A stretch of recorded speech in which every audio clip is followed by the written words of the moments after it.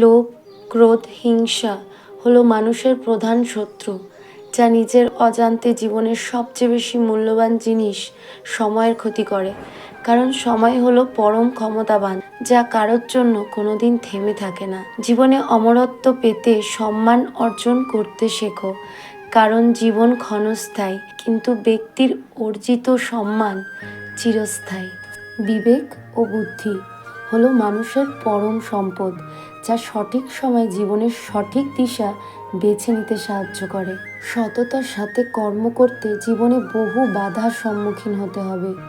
ধৈর্য থাকলে অবশেষে গর্বের সাথে জয় আপনারই হবে। যে ব্যক্তির মধ্যে অহংকারের মাত্রা যত বেশি, সেই ব্যক্তির জ্ঞানের পরিধি তত কম। তোমার কর্ম যদি সঠিক হয়, পৃথিবীর সমস্ত মানুষ তোমার বিপক্ষে হলেও জানবে ঈশ্বর তোমার পক্ষে সবসময়।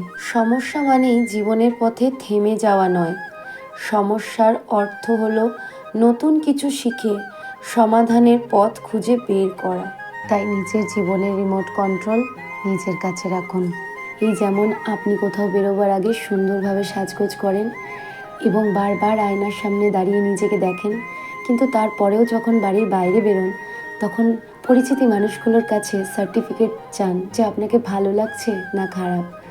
এত পরিষ্কার জল আয়নার মতন চকচকে ছবি আপনি দেখতে পেয়েছেন নিজের, তারপরেও অন্য কারো কাছে আপনাকে জানতে ইচ্ছে করছে যে আপনি কেমন দেখতে লাগছেন।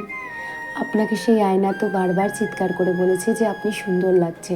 তাহলে নিজেকে সুন্দর নিজের মনোবৃত্তি দিয়ে করো, অন্যের মনোবৃত্তি দিয়ে নয়। আপনি যেমনই হন না কেন, আপনি আপনার কাছে আর ঈশ্বরের কাছে খুবই সুন্দর। হরে কৃষ্ণ, রাধে রাধে।